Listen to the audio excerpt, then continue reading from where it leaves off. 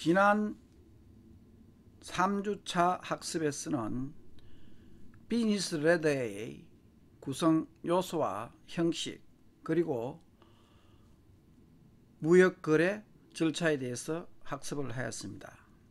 그때 무역거래 절차는 일반적으로 신용장 방식에 의한 무역거래 절차를 간단히 이야기했습니다. 이번 시간에는 그 신용장 방식에 의한 무역거래 절차와 관련된 신용장에 대해서 학습하도록 하겠습니다. 실제로 신용장은 국제무역거래에 있어서 굉장히 중요한 수단이자 도구이며, 특히 무역영어에 있어서 한 학기 학습 효과는 이 신용장을 이해할 수 있느냐 없느냐에 달렸다고도 할 수 있습니다. 그래서 이번 주 학습에는 신용장을 중심으로 학습을 하도록 하겠습니다. 참고로 이야기하자면 아마도 이 온라인 수업이 5주차까지 예정되어 있습니다만, 경우에 따라서는 더 연장될 수도 있기 때문에 그럴 경우를 대비해서 실제 무역영어에서 필요한 무역의 전문 용어와 관련해서 계속 학습을 하도록 하겠습니다. 그리고 추후 오프라인 수업이 시행될 경우에 비즈니스 레더를 중심으로 해서 학습하도록 하겠습니다. 그러면은 이번 시간에는 신용장에 대해서 학습하도록 하겠습니다. 신용장이란 한마디로 이야기하면 발행은행에 의한 취소불능의 조건부 지급 확약이라고 할 수 있습니다. 즉, 발행은행이 자기가 발행한 신용장의 조건에 일치할 경우에 지급을 약속하는 것이라고 이야기할 수 있습니다.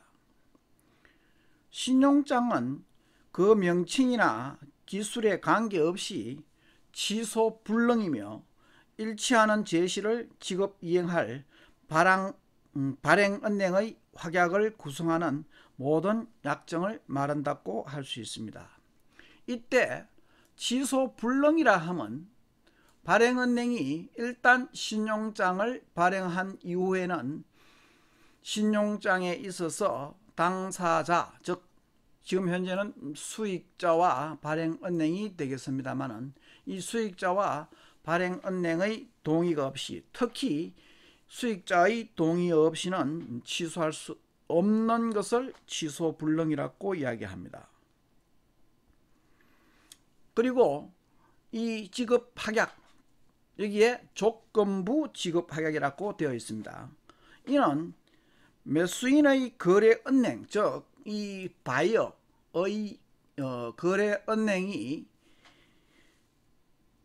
여기서는 신용장 발행은행이 되겠습니다. 이 발행은행이 매도인인 수익자, 베니피셔리에 의하여 제시된 서류가 신용장의 제조건 및 신용장 통일규칙, 신용장 통일규칙도 굉장히 중요합니다. 사실은 우리가 신용장 통일규칙을 통상 UCP라 해서 지금 현재는 UCP 600이 사용되고 있는데, 특히 무역영어나 국제무역사 자격증 시험에는 굉장히 중요하기 때문에 여러분들이 학습을 해둘 필요가 있을 것입니다. 그래서 이 신용장 제조건 및 신용장 통일규칙 및 ISBP라는 국제표준은행 관행의 적용 가능한 규정에 일치하는 것을 조건으로 해서 발행은행이 매도인에게 대금 지급을 이행할 것을 확약하는 정서를 이야기하며, 간단하게 이야기하자면 발행은행에 의한 취소불능의 조건부 지급 확약이라고 할 수 있겠습니다. 즉, 신용장은 매수인의 의뢰에 의하여 매수인의 의뢰에 의하여 발행 의뢰인의 거래 은행이 매도인을 수익자로 하여 발행하고 그것에 기재된 일정 조건에 따라 그 발행 은행이 지급 이행하거나 또는 발행 은행이 지정하는 은행 앞으로 발행된 일정 금액의 어음의 매입을 확약하는 정서라고 할 수 있습니다. 간단히 말하면 신용장은 매수인을 대신하여 은행이 대금 지급을 약속하는 정서로서 매수인의 거래 은행이 수익자에 대하여 자신이 제시한 어떤 조건이 성취된다면 지급하기로 약속하고 그 조건이 성취되지 않는다면 지급하지 않겠다고 하는 취소불능의 조건부 지급 확약서입니다.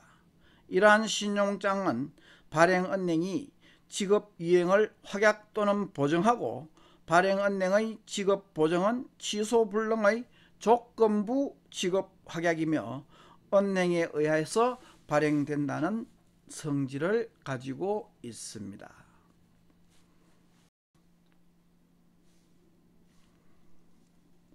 다음으로 신용장의 기능과 효능에 대해서 살펴보도록 하겠습니다.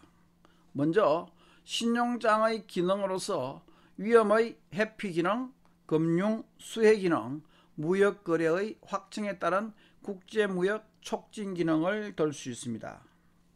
신용 위험의 회피 기능이라 함은 신용장은 그 발행을 의뢰하는 수입업자의 신용과는 관계없이 충분한 자산과 확실한 신용을 가지고 있는 은행이 대금 지급을 약정하는 것이기 때문에 수출업자의 대금 회수 불능, 즉 수입업자의 부도 혹은 파산에 의한 대금 지급 불능 또는 자금 부족 등에 의한 대금 지급 거절과 같은 신용위험을 배제함으로써 수출업자에게 확실하고 안전하게 대금 지급을 보장하는 기능을 가지고 있습니다. 다음으로 금융수혜 기능이 있습니다. 금융수혜 기능은 신용장은 수출업자 및 수입업자에게 금융상의 혜택을 부여하는 기능을 가지고 있습니다. 수출업자로서는 발행은행에 의하여 자금의 선대가 허용되는 선대신용장을 이용함으로써 물품을 선적하기 전에 수출 물품의 생산이나 가공에 필요한 자금을 은행으로부터 융자받을 수도 있고, 또 수출업자로서는 물품을 선적한 경우에는 수입업자의 대금 지급 이전이라도 그 즉시 환음을 발행하여 자신의 거래은행에 이를 매입하도록 의뢰함으로써 수출 대금을 즉시 회수할 수 있기 때문에 금융상의 혜택을 받는 것과 동일한 효과를 가질 수 있게 됩니다. 한편 수입업자로서는 자신의 금융신용이나 자금이 부족하더라도 일단 신용장이 발행되면 발행은행이 수입대금을 지급하기로 약정하는 것이기 때문에 물품이 선적되기 전에 미리 수입대금을 지급할 필요가 없을 뿐만 아니라 물품이 선적된 경우에도 수익자의 환음이 수입업자에게 제시될 때까지 상당한 기간 동안 유예될 수 있으며, 기한부 신용장의 경우에는 물품을 인수하여 수입지에서 매각한 후 그 매각 대금으로 수입 대금을 결제할 수 있기 때문에 금융상의 혜택을 받는 것과 동일한 효과를 가질 수 있게 됩니다.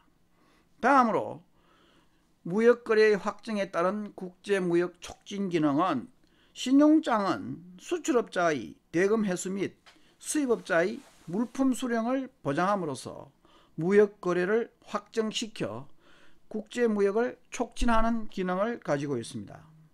신용장이 취소불능의 형태로 발행된 경우에는 발행은행과 수익자의 합의가 있을 때에만 그 취소나 조건 변경이 가능하기 때문에 수출업자로서는 신용장의 조건대로 이행하기만 한다면 대금 지급을 받을 수 있는 보장이 있으며, 수입업자로서도 수출업자가 대금 지급을 받기 위하여 계약기간 내에 물품을 선적할 것이므로 물품의 수령을 확신할 수 있을 것입니다.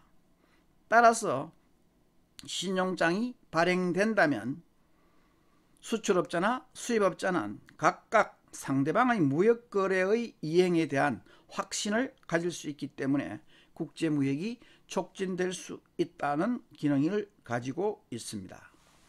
다음으로 신용장의 효용으로서 먼저 수출업자의 이점을 이야기하겠습니다. 수출업자는 첫째, 방금 얘기했듯이 대금 횟수가 확실하게 보장되기 때문에 안심하고 거래에 임할 수 있습니다. 두 번째는 거래 내용이 신용장에 의해서 확정되므로 수출 이행이 용이하며 매입 대금이 적시 회수에 따라서 수출 대금을 조기에 회수할 수 있으며, 또한 신용장을 담보로 물품 제조 대금을 용이하게 융자받을 수도 있습니다. 또 경우에 따라서는 수입국의 외환시장 악화에 따른 대외 지급 중지 등의 환결제 위험을 회피할 수도 있을 것입니다.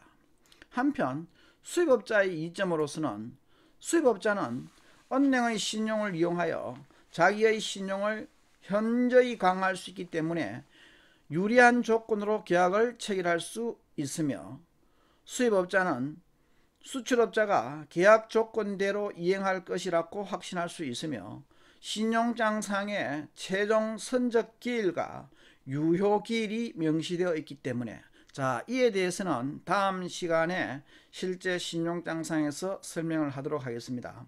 즉 그와 같은 선적 기일과 유효 기일이 명시되어 있기 때문에 계약 물품의 인도 시기를 예상할 수 있습니다. 넷째, 수입업자는 발행은행으로부터 수입화물 담보 대도 TR이라고 합니다. 트러스트 리시트라 해서 TR이라고 하는데, 이와 같은 TR에 의한 신용을 공여받음으로써 금융상의 혜택도 받을 수 있습니다. 마지막으로 물품이 도착한 후 대금 지급을 함으로써 금융상 유리한 측면이 있을 것입니다. 다음으로 신용장의 당사자와 거래 과정에 대해서 학습하겠습니다. 신용장 거래에 있어서 당사자 또는 관계 당사자는 신용장 거래에 관계되는 모든 당사자, 즉 매매 당사자 및 은행들을 총칭하는 것으로서 기본 당사자와 기타 당사자로 구분할 수 있습니다. 기본 당사자와 기타 당사자. 여기에서 기본 당사자는 발행은행 또는 확인은행이 있는 경우에는 확인은행 및 수익자이고, 기타 화한 신용장을 원활하게 하기 위한 당사자는 발행 의뢰인, 통지은행, 직업은행, 지정된 매입은행, 인수은행 및 양도은행 등이 기타 당사자가 되겠습니다. 경우에 따라서는 상한은행도 있을 수 있겠습니다. 여기에 대해서 하나하나 살펴보면, 우선 기본 당사자에 있어서 이 기본 당사자라 함은 신용장의 발행, 조건 변경 또는 취소에 관계되는 자로서 발행은행, 확인은행, 수익자를 말합니다. 발행은행은 발행 의뢰인의 요청에 따르거나 또는 그 자신을 위하여 신용장을 발행하는 은행으로서 개설은행이라고도 합니다. 이슈잉 뱅크 혹은 오퍼닝 뱅크라고 하는데, 이 신용장 발행 의뢰인의 요청과 지시에 따라서 수익자 앞으로 신용장을 발행하고, 그 수익자가 발행하는 환음 또는 수익자가 제시하는 서류에 대하여 대금 지급을 확약하는 은행을 발행은행이라고 합니다. 앞서 신용장이라 함은 발행은행의 조건부 지급 확약서라고 했었죠.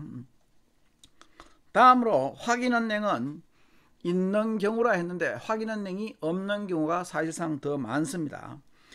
발행은행의 수건 또는 요청에 따라서 신용장의 확인을 추가하는 은행을 확인은행이라 하며, 이는 발행은행의 수건이나 요청에 따라 제3의 은행이 신용장에 의해 발행된 환음의 지급이나 인수 또는 매입을 추가로 확약하는 은행으로서 발행은행과 동일한 지위를 갖게 되는 은행을 말합니다. 확인은행은 통상적으로 수출업자와 동일한 국가에 위치하고 있습니다. 다음으로 기본 당사자로서 수익자는 그 자신을 수익자로 하여 신용장을 발행받는 당사자를 말하고 있습니다. 즉 우리가 이야기하는 수출업자입니다. 이는 발행은행으로부터 신용장을 수취하여 신용장 조건에 따른 권한과 이익을 얻는 자로서 매매계약상의 매도인인 수출업자를 말합니다. 이는 신용장 조건에 일치하는 서류를 제공할 의무를 부담하고 발행은행 또는 확인은행에 신용장에 의한 확약의 이행을 청구하는 자를 수익자라고 합니다. 다소 복잡하게 들릴지 모르겠습니다만 일단 신용장 관계에 있어서 가장 큰 혜택을 보고 있다는 의미에서의 수익자 또는 수혜자, 그리고 그냥 수출업자라고 기억해 두시면 되겠습니다. 다음 기타 당사자로서 가장 먼저 발행 의뢰인이 있습니다. 발행 의뢰인은 수익자에 대하여 수입업자입니다. 즉 수출업자에 대해서 수입업자를 이야기하는데, 신용장이 발행되도록 발행은행에 요청하는 당사자를 말합니다. 이는 매매계약의 조건에 따라 통상적으로 수입지에 있는 자신의 거래은행에게 신용장의 발행을 신청하는 자로서 매수인인 수입업자를 말합니다. 발행 의뢰인은 원칙적으로 수입업자에게 해당하는 것이지만 매수인의 거래처인 제3자가 발행 의뢰인이 되는 경우도 있습니다. 다음으로 통지은행, 어드바이징 뱅크라고 하죠.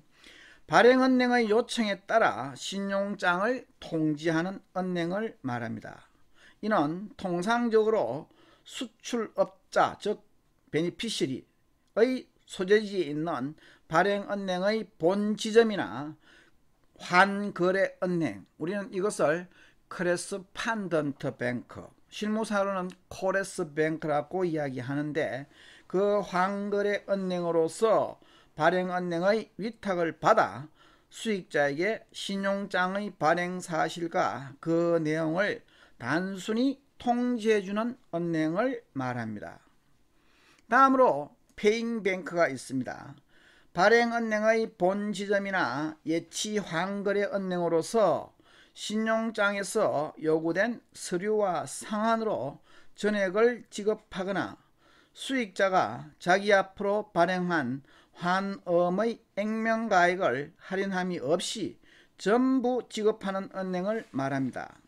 지급은행은 그 지급행위에 대하여 통지은행과 마찬가지로 아무런 책임 없이 단순히 대금을 지급해주는 역할만을 수행하고 있습니다. 다음으로 매입은행. 매입은행이라 하면 수익자가 발행은행을 직업인으로 하여 발행한 환음을 매입하는 은행을 말합니다.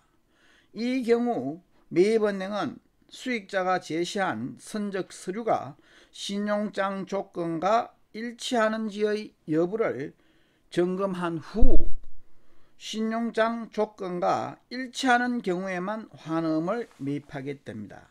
매입은행은 통상적으로 수출지에 있는 수익자의 거래은행이 되며, 특히 지정이 없는 자유매입 신용장의 경우에는 수출업자의 거래은행이나 통지은행이 매입은행이 됩니다.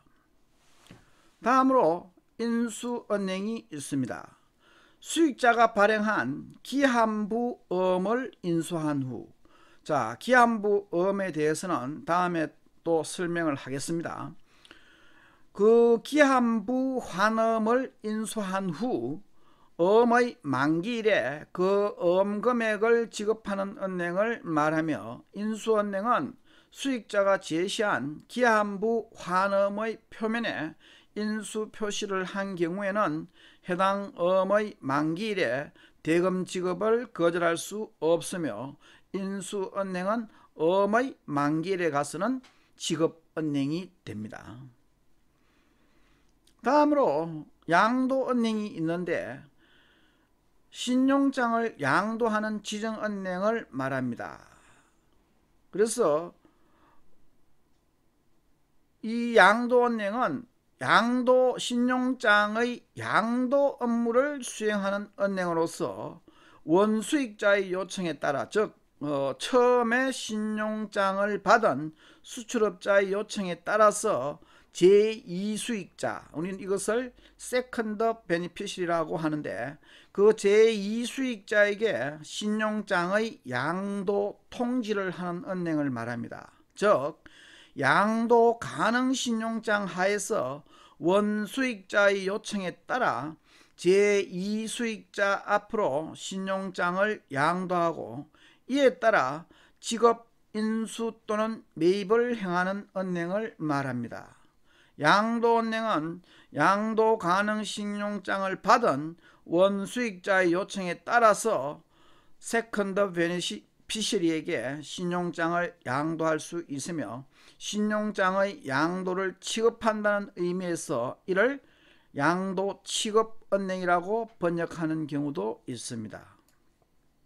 마지막으로 상한은행 또는 결제은행, 보상은행이라고 하는 은행이 있는데, 이는 신용장의 결제 통화가 수출입 국가 이외의 제3국 통화인 경우에 발행은행의 지시에 따라 매입은행에게 신용장 대금을 결제하는 수출입 국가 이외의 제3국에 소재하는 은행을 이야기합니다. 즉 상한은행은 신용장에 의한 엄의 매입, 인수, 지급을 행한 은행에게 발행은행으로부터 위탁을 받아서 발행은행을 대신하여 상한 청구에 응하는 은행을 이야기합니다. 다음으로 신용장의 거래 과정에 대해서 설명하겠습니다. 신용장 거래의 메커니즘은 지금 화면에 보는 바와 같이 나타나 있습니다. 즉 제일 첫 번째, 이 신용장 방식에 의한 거래에 있어서 제일 첫 번째는 언제나 양 당사자, 즉 무역계약에 있어서 셀러 또 바이어의 매매계약에 의한 그 매매계약에서 소위 계약을 체결할 때 그 결제 방식을 신용장 방식으로 하자라고 양 당사자가 합의를 해서 신용장 거래가 이루어진다고 보면 되겠습니다. 그래서 제일 첫 번째는 이와 같은 당사자 사이에서 매매 계약이 체결되면은 수입업자는 그 다음 자기의 거래은행에게 신용장 발행을 의뢰해 줄 것을 부탁합니다. 즉 이 발행은행으로 하여금 수출업자를 수익자로 하여, 수출업자를 수익자로 하여 신용장을 발행해 줄 것을 의뢰를 합니다.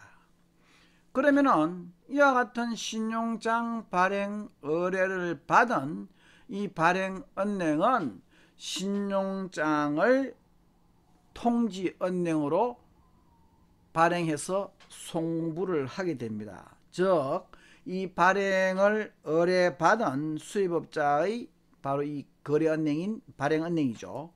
이 발행은행은 수입업자의 지시에 따라서 수익자 앞으로 신용장을 발행을 하게 되는데, 이때 신용장 통지은행을 통해서 매도인에게 소위 통지를 하게 됩니다. 물론 경우에 따라서 발행은행이 매도인 앞으로 바로 신용장을 발행할 수도 있습니다만은 그 신용장의 진위 여부 등을 따라서 그런 경우는 극히 드물고, 대개의 경우에는 이와 같이 통지 언행을 통해서 매도인 앞으로 신용장을 통지한다고 보면 되겠습니다. 자, 그러면은 통상적으로 이와 같은 통지 언행은 그 신용장의 진정성 등을 확인하고 이제 수익자에게 소위 신용장을 통지하면은 이 신용장을 받았는, 그럼 이제 신용장은 바로 수익자, 즉 신용장 관계에 있어서는 셀러를 베니피셜이라고 합니다. 그리고 바이어는 어플리컨트라고 합니다. 자, 반드시 기억해 두시기 바랍니다. 이 베니피셜이는 신용장이, 자, 일단 신용장이 베니피셜에게 전달되었기 때문에 베니피셜이는 이 신용장이 자기들의 매매 계약과 그 이전에 체결한 이 매매 계약의 제조건들이 신용장에 그대로 구체화되어 있기 때문에 신용장의 제조건이 매매 계약 조건과 일치하는지, 또는 신용장의 가장 중요한 신용장 상에 제시해야 될 서류가 가능한 서류인지, 또는 신용장의 제반 조건이 이 수익자, 다시 말하면 베니피셔리가 이행할 수 있는지의 여부를 확인한 후 이상이 없다면 수출 절차에 들어가면 되겠습니다.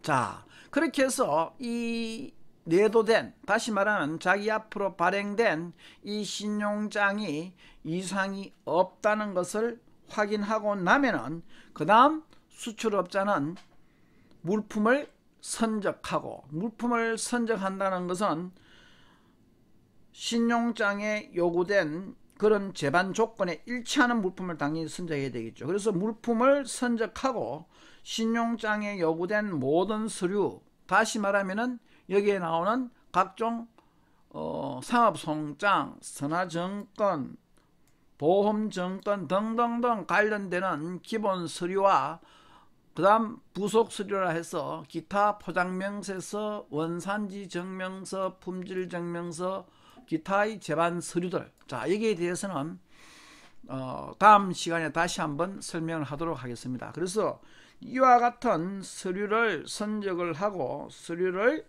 발급받아서 소위 그 다음 단계는 은행에 가서 대금을 수취를 하면 되는데, 그 이전에 이와 같이 물품을 본선 수배를 해서 물품을 선적하는 이와 같은 운송계약, 그 다음에 해상보험계약이 있습니다. 왜냐하면 이 해상보험계약이라 하면 해상 운송 중의 위험을 담보하는 것이기 때문에 통상적으로 물품이 선적되기 앞서서 보험증권이 발행되어야 됩니다. 그래서 소위 이제 이 계약 하에서 가령 매도인이 보험계약과 운송계약을 해야 될 의무가 있다면, 자, 여기에 대해서도 앞서 잠깐 설명을 했습니다만 이 보험계약과 운송계약이 누구에 의해서 체결되어야 하는가는 당사자의 매매계약 체결 시에 정해지게 됩니다.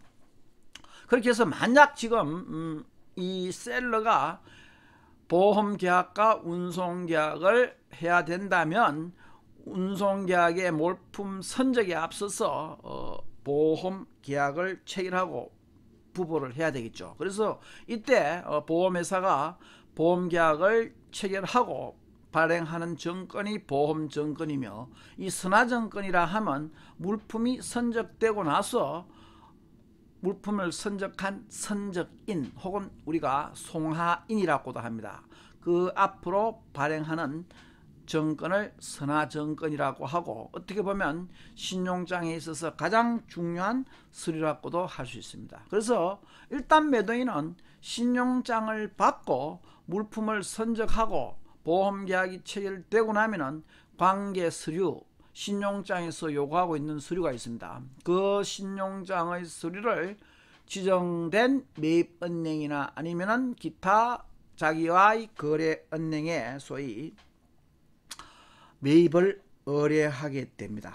이건 우리가 이제 정확한 의미에서는 환음의 매입을 의뢰한다라고 하는데, 여기 보면은 화환음이라고 이야기가 나와 있습니다. 이 화환음은 화물환음이라고도 하고 지금은 그냥 음이라는 드래프트 간단하게 되어 있습니다만은 통상적으로는 BE Bill of Exchange에서 BE라 그러고 기타 필요한 선화증권, 보험증권 등등등의 소위 제반 서류들, 그건 신용장상에 구비해야 될 서류가 나와 있기 때문에 이렇게 나와 있으면 매입은행은 이 서류가 제시되고 이때 이 서류가 신용장 조건과 일치하는지의 여부를 심사한 후 신용장 조건과 일치하는 경우에는 수출업자의 환음을 매입하고 수출업자에게 매입대금을 지급하게 됩니다.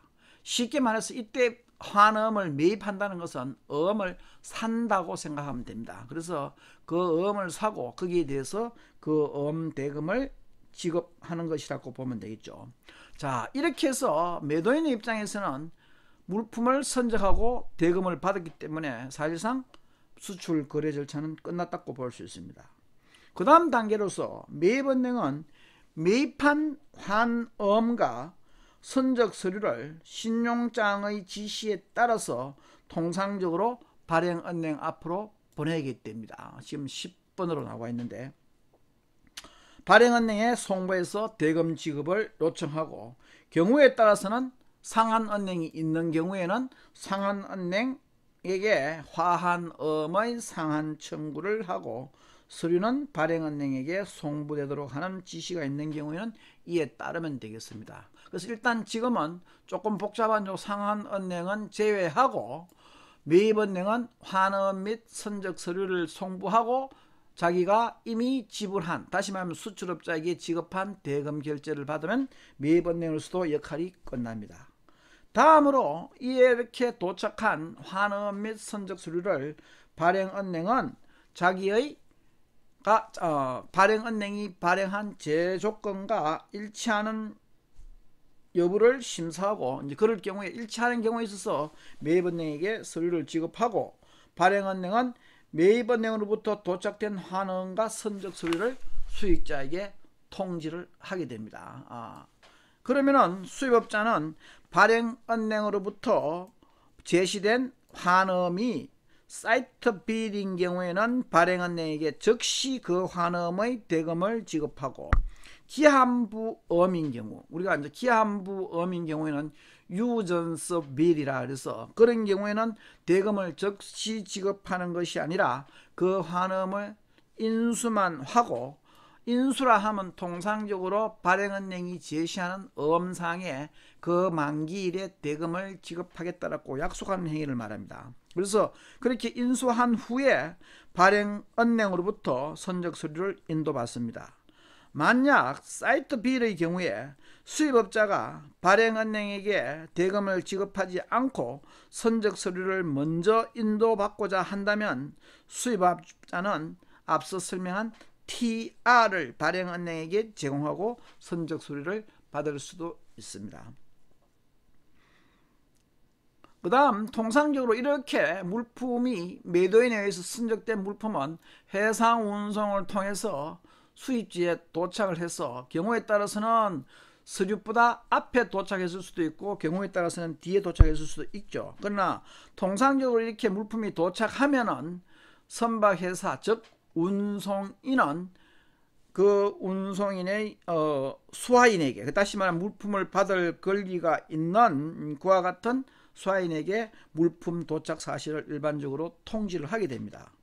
수입업자는 운송인에게 아까 받았는 발행은행으로부터 대금을 지급하든지 인수를 하든지 간에 이미 받았는 선화증권을 제시하고 물품을 수령하면 되겠습니다. 경우에 따라서 물품은 이미 도착하였으나 선적 서류가 도착하지 않아 선화증권을 제시할 수 없는 경우, 그런 경우도 있을 수 있겠죠. 왜냐하면 통상적으로 매도인이 매입은행에게 서류를 제시하고 매입을 의뢰를 해가지고 발행은행을 통해서 매수인에게 전달되기까지의 과정은 짧게는 일주일 내지 보름 가까이 시간이 걸릴 수도 있습니다. 그러나 이 화물은 통상적으로 하루 만에 특히 우리나라 인근 국가 중국이나 일본 같은 경우는 거의 뭐 하루 이틀 만에 도착을 하기 때문에 이런 경우에는 서류는 아직 은행에서 홀딩되고 있는 상황에 물품은 미리 도착해 있는 경우도 있겠죠. 이런 경우에 물품을 미리 받고자 한다면은 수입업자는 발행은행으로부터 수입 화물 선취 보증서라는, 통상적으로 전문 용어로 갖고는 LG라고 합니다. LG, Letter of Guarantee라고 해서 그 LG를 발급받아 운송인에게 제시하고 그 물품을 수령할 수도 있습니다. 수입업자는 물품을 수령한 경우에는 그 물품이 계약과 일치하는지 여부를 검사하고 물품이 매매 계약과 불일치한 경우에는 수출업자에게 클레임을 제기할 수도 있습니다.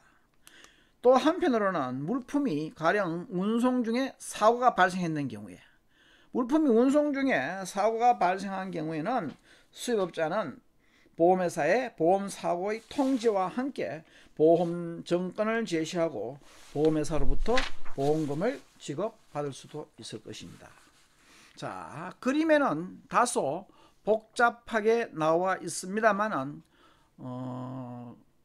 요 과정은 또 다음 시간에 또 한번 복습을 통해서 다시 한번 학습하도록 하겠습니다. 그래서 그림에 나와 있는 1번부터 거의 15번까지의 과정을 여러분들이 다시 한번 자세히 한번 보기를 부탁합니다. 지금 방송 중에 에러가 조금 나는 수도 있습니다만은 지금 사용하고 있는 이 소프트웨어가 편집이 안 되는 것이라서 간혹 교수님이 조금 말을 더듬다거나 경우에 따라서는 오발음을 할 수도 있습니다. 여러분이 양해해서 학습해 주시면 고맙겠습니다. 수고하셨습니다.